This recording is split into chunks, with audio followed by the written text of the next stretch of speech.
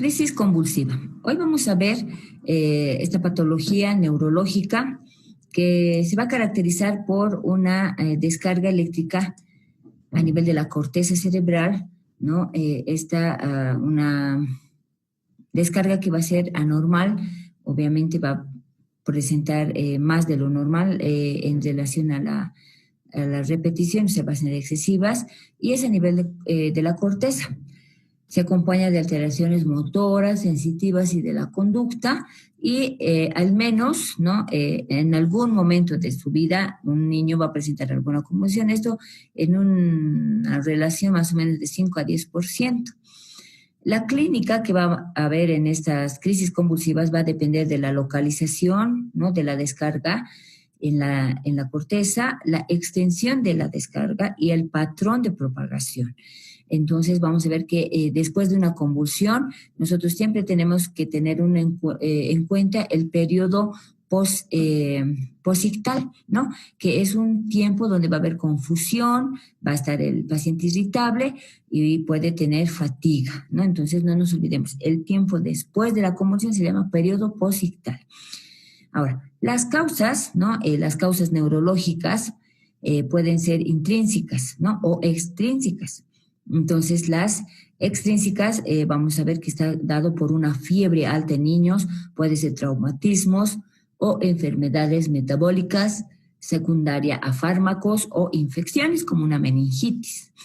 Entonces, la primera crisis convulsiva puede ser aislada o única, ¿no? Lo más frecuente es que no se repita. Por eso les decía que más o menos entre un 5 a 10% de niños van a tener al menos una crisis convulsiva en su vida. Entonces, esto es muy probable que no se vuelva a repetir. Pero, sin embargo, puede ser el debut, ¿no? De un trastorno epiléptico o una manifestación de una neuroinfección. Entonces, nosotros por eso tenemos que identificar la causa de la convulsión, si es intrínseca o extrínseca. El diagnóstico va a ser clínica. Siempre estamos como médicos nosotros llamados, ¿no? A hacer una historia clínica completa, muy detallada, y hay que averiguar también dentro de esta historia clínica los antecedentes, ¿no? Por ejemplo, antecedentes familiares, si hay en la familia ya epilepsia. Y hay que averiguar los factores desencadenantes, ¿no? Un traumatismo, una infección, una fiebre, ¿no? O si no hay ninguno de esos datos, obviamente ya en el electroencefalograma nos dará datos. En el examen físico nosotros vamos a buscar lo que son los signos, ¿no? De una infección, podemos buscar datos de irritación meningia y podemos estar también ante un dato de una hipertensión intracraneal, ¿no? Entonces hay que ir buscando datos. La crisis convulsiva no febriles, ¿no? De primera vez, entonces ahí hay que realizar glicemia, laboratorio de glicemia capilar para ver con cuánto de glicemia está entrando el paciente. Electrolitos, ¿por qué? Porque puede haber desorden de sodio, ¿no? Que puede producir este tipo de alteraciones. Entonces, nos van a dar al menos causas probables de convulsiones en menos de un mes, en pacientes de un mes. En esta imagen nosotros tenemos los lóbulos del cerebro, ¿no? Y aquí están las partes, por ejemplo, el lóbulo frontal. Aquí vemos el lóbulo frontal, el parietal, el occipital, el temporal y parte del cerebelo. Entonces, esta función eléctrica del cerebro se va a registrar en un electroencefalograma. Miren, aquí todo es normal, morfológicamente simétrico y continuo, ¿no? Esto es lo normal. Pero cuando hay una descarga eléctrica anormal, el electroencefalograma lo va a registrar, porque aquí en esta gráfica vamos a ver que hay una crisis epiléptica parcial. ¿Por qué? Porque la descarga está a nivel del lóbulo temporal solamente, ¿no? Miren, y el registro electroencefalográfico evidentemente va a ser solo en una zona, ¿no? En la zona temporal. Miren, en el resto está normal. Este electroencefalograma es de una crisis epiléptica generalizada, o sea, en todo el cerebro. Y miren el electroencefalograma cómo se está registrando. Las descargas eléctricas totalmente desorganizadas y en todo el registro. Entonces, esto es una crisis epiléptica generalizada. Los estudios complementarios que nosotros vamos a solicitar es una biometría hemática, ¿no? Completa, ¿no? Con diferencial, porque esto nos va a ayudar a ver si hay algún proceso infeccioso, y obviamente vamos a encontrar un desvío a la izquierda que nos va a demostrar que es algo agudo.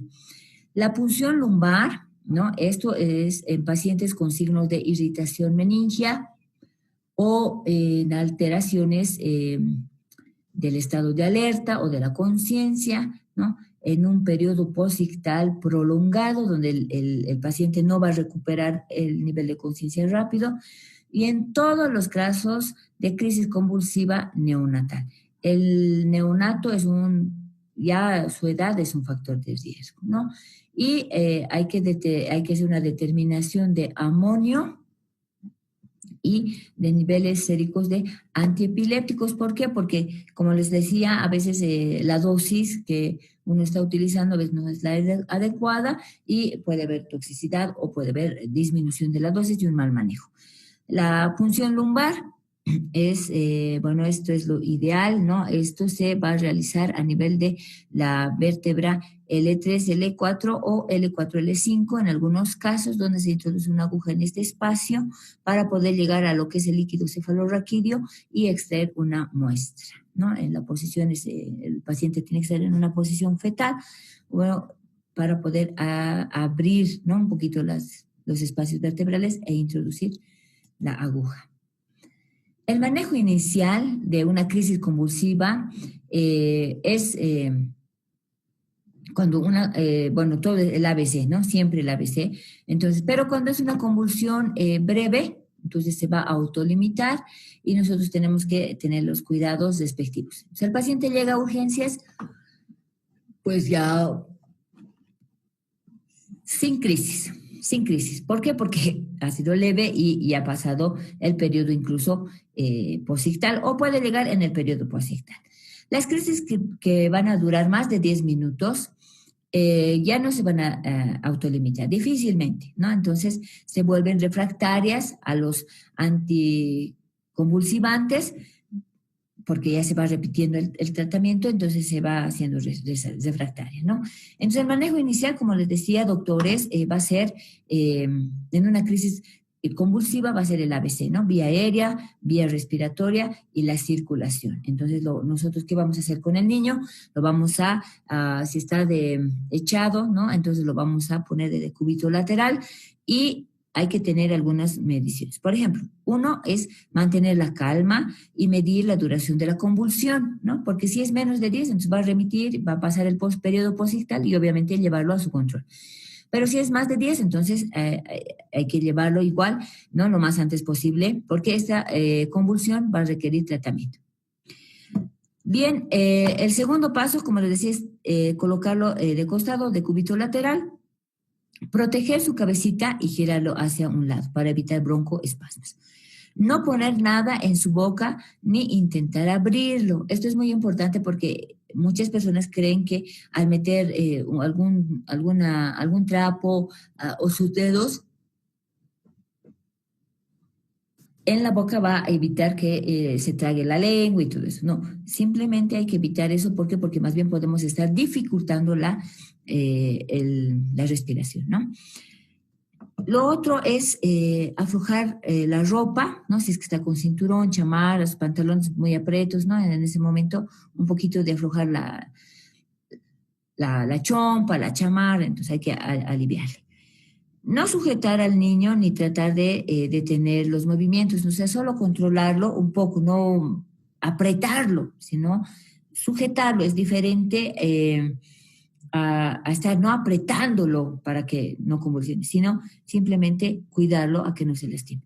Y no moverlo a menos que esté en peligro, ¿no? En una carretera, en agua o escalera. En ese momento donde está convulsionando, se debe esperar que pase la convulsión, no moverlo, no trasladarlo hasta que venga la atención médica o que pase la convulsión, ¿no? Si es que es una convulsión persistente, ¿no? Entonces, más de 10 minutos.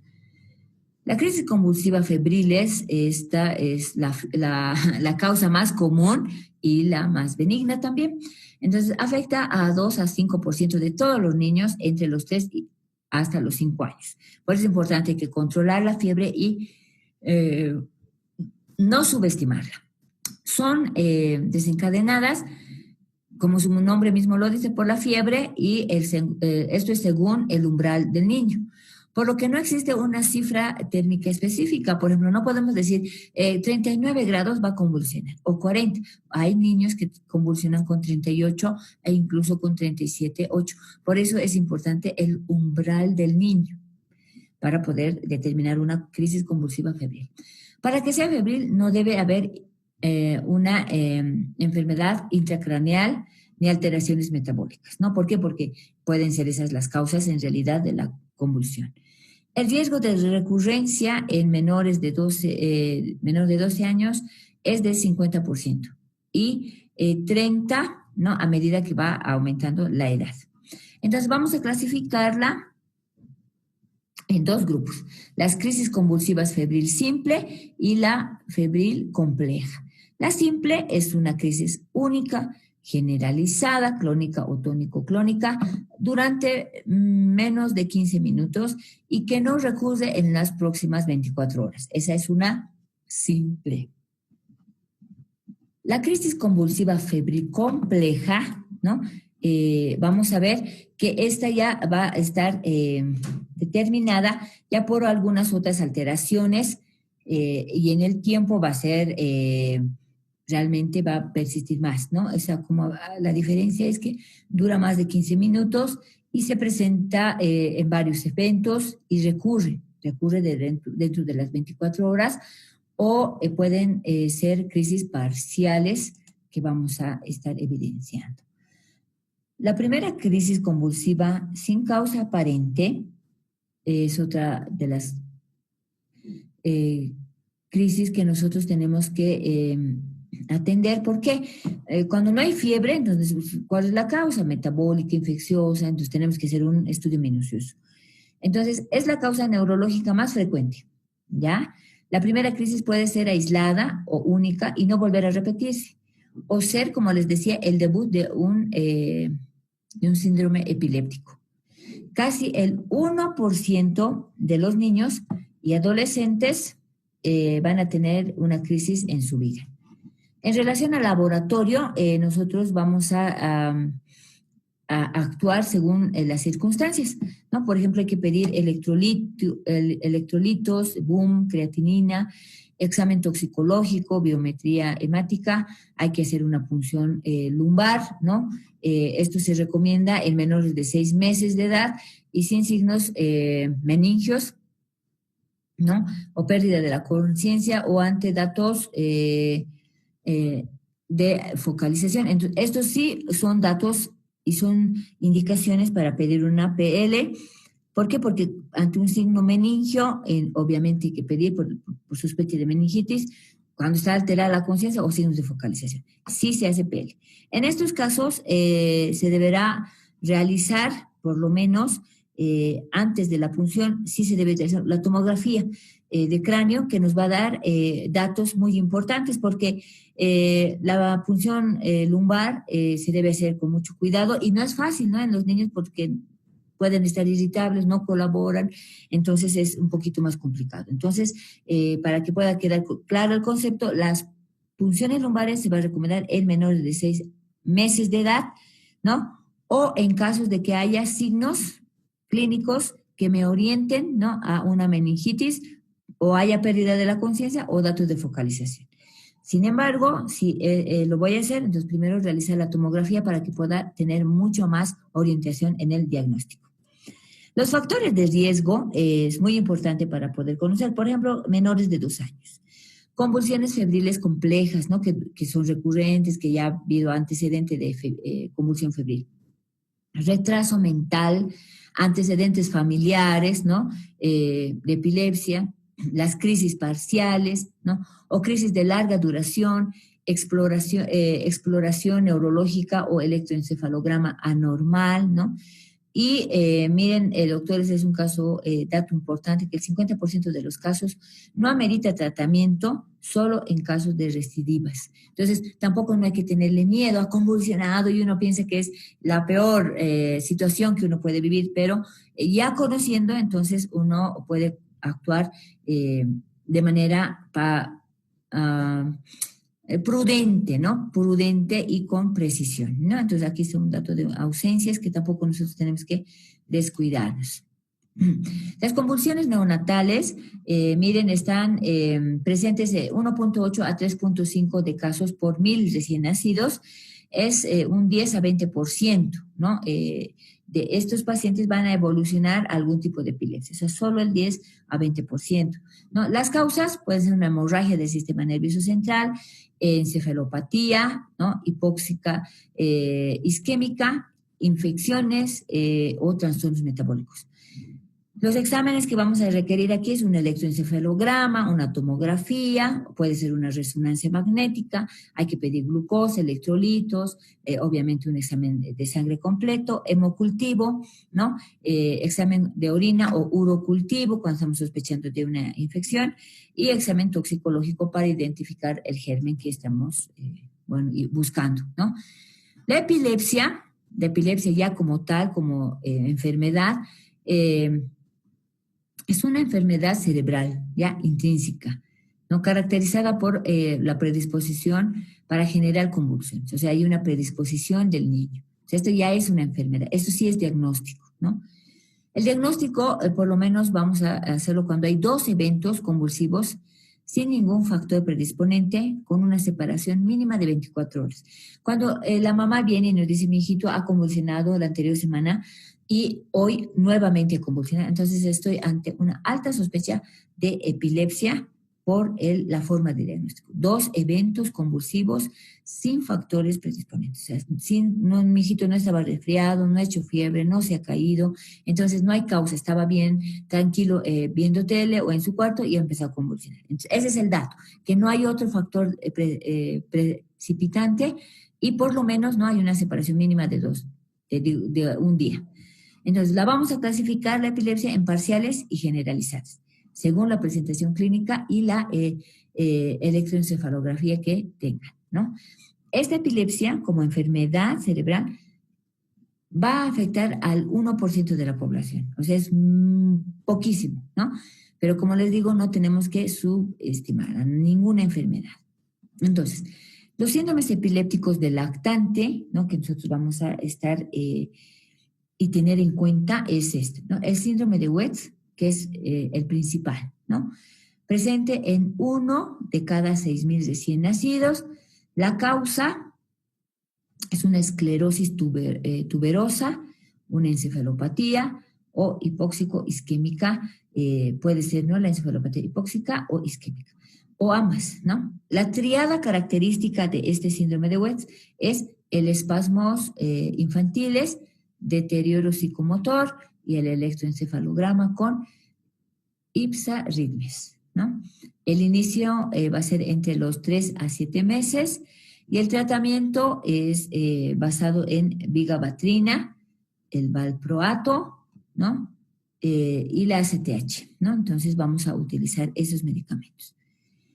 En el caso del síndrome epiléptico del preescolar, nosotros tenemos que saber que el síndrome de Lennox, ¿no? Gastaut es el que vamos a tener que estar teniéndolo en cuenta y presente. Se inicia dentro del primer añito hasta los 14 años y va a presentar crisis epilépticas tónico-axiales o mioclónicas, ausencias atípicas y caídas repentinas atónicas. Entonces, es la característica, ¿no? de los síndromes epilépticos en la edad preescolar. También va a presentar retraso mental con alteraciones de la personalidad y el electroencefalograma va a dar una actividad basal lenta y atrofia cerebral generalizada, ¿no? Entonces, estos son diferentes síndromes epilépticos. A nivel de niños en etapa escolar, la epilepsia, ¿no? Entonces va a ver la ausencia infantil entre los 4 a 9 años de edad, ¿no? Va a estar presente en esa edad y se va a presentar con una suspensión brusca del estado de alerta, ¿no? De 8 a 15 segundos de duración. Entonces, esto es ausencias, ¿no? El niño está jugando y de repente se queda quieto con la mirada fija y después no sabe qué ha pasado. Entonces, uno le dice, ¿qué ha pasado? O estás distraído y no se acuerda, ¿no? Hasta que recupere. Hay un automatismo oral, ¿no? Entonces esto va a ser desencadenado con la hiperventilación, el electroencefalograma a 3 Hz de segundo va a dar una hiperventilación y el tratamiento difiere de otros y es con valproato o etosuximida. El ácido valproato, el ácido valproico va a estar indicado, ¿no? En el estado de mal convulsivo o el estado epiléptico, este ya es una urgencia, ¿no? Y necesitamos dar la atención inmediata, ¿no? Entonces, es una convulsión prolongada, más de 5 minutos, o la presencia de convulsiones repetidas sin recuperación del estado de conciencia entre ambas, ¿no? Entonces, el niño convulsiona 8 minutos, o está convulsionando 5 minutos o 4 minutos y se pasa unos 2 a 3 minutos y otra vez convulsiona sin recuperar el estado de conciencia y otra vez, ¿no? Entonces esto va a ser desencadenado por el estado, puede ser desencadenado por el estado febril, por infecciones o alteraciones metabólicas, ¿no? Que van a llevar a un estado epiléptico. Entonces esto puede ser también por una epilepsia mal controlada. Dosis, ¿no? Siempre les recalco que en pediatría es todo kilogramo dosis y eso se debe ir evaluando. Cuando el niño va aumentando de peso, se debe aumentar la dosis, o el niño pierde peso, se debe disminuir. Entonces, cuando hay un mal manejo de los anticonvulsivos, también puede producir y llevar a un estatus epiléptico. Entonces, es una urgencia médica y el tratamiento es inmediato, ¿no? Inmediato. El tratamiento de las crisis convulsivas, entonces lo primero siempre es el ABC, se estabiliza las funciones vitales, ¿no? Respiración, circulación y la vía aérea. La vía aérea, entonces vamos a mantener en decúbito lateral, aspirando secreciones y poner una cánula orofaringea, eso ya obviamente en el hospital. La ventilación, ¿no? La vamos a administrar oxígeno al 100% por mascarilla o en casos severos intubación.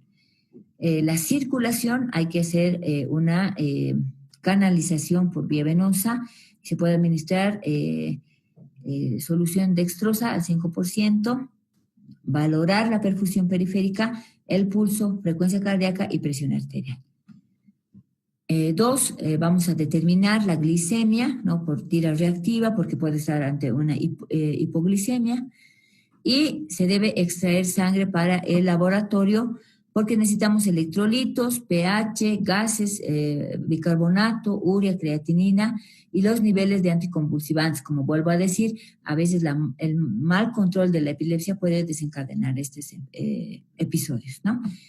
Y si hay hipoglicemia, entonces se utiliza una solución una dextrosa al 25%, 12 ml kilogramo peso IV. La administración de medicamentos para las convulsiones van a ser, por ejemplo, el diazepam en una dosis de 0 pero en los minutos, ¿no? En los minutos de ingreso, entonces nosotros vamos a hacer lo primero, diazepam, porque el niño va a estar convulsionando. Entonces, en 0 a 5 minutos se administra inmediatamente diazepam a 0,3 miligramos kilogramo peso IV en 2 a 4 minutos, máximo 10 miligramos, o 0,5 miligramos kilogramo peso rectal, si es que no tuviéramos en ampolla. En los niños menores de 18 meses debe darse una dosis de piridoxina, 150 miligramos kilogramo IV y 50 miligramos en recién nacidos, ¿no? Entre los 5 a 10 minutos nosotros ya vamos a evaluar el efecto del diazepam y si es que todavía hay convulsiones, repetimos la dosis de diazepam. Evaluamos a los 10 minutos. Si todavía continúa, entonces ya vamos a cambiar de anticonvulsivante y vamos a utilizar la fenitoína a 15 a 20 miligramos kilogramo peso IV, máximo 1 gramo ¿no? Y en 10 a 20 minutos hay que monitorizar al paciente, hay que sacarle un electrocardiograma y su presión arterial. Seguimos evaluando al niño porque hemos dicho que es una urgencia médica, puede convertirse en una emergencia, entonces tenemos que estar monitorizando. Ya en los 20 minutos debemos repetir la dosis del diazepam, ¿no? Si hay riesgo de depresión respiratoria, ¿no? Eso hay que ir bien, evaluando. Y a los 30 minutos podemos utilizar fenitoína, 10 miligramos kilogramo peso IB, o fenobarbital, 10 a 15 miligramos, también por kilogramo peso IB.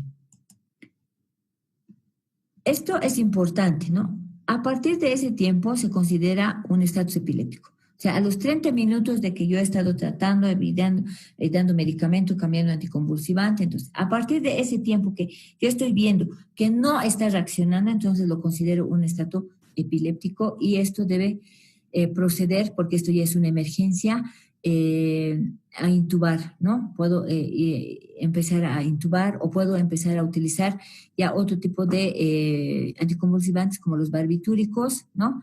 Voy a utilizarlo y cuando la crisis no revierte, entonces con el tratamiento que ya hemos mencionado con lo habitual, se debe descartar que existe una causa subyacente, ¿no? Como por ejemplo una lesión estructural, ¿no? Un traumatismo, infección o una alteración metabólica o una intoxicación, ¿no? Entonces, ¿por qué? Porque estos medicamentos de primera línea generalmente va a dar una buena respuesta, pero si no, entonces estamos ante una causa extra cerebral, ¿no? Creo firmemente que casi todo es cuestión de actitud. No se trata de lo que ocurre, sino de cómo lo afrontas. Querido doctor, sigue estudiando, que ya falta poco para tu examen.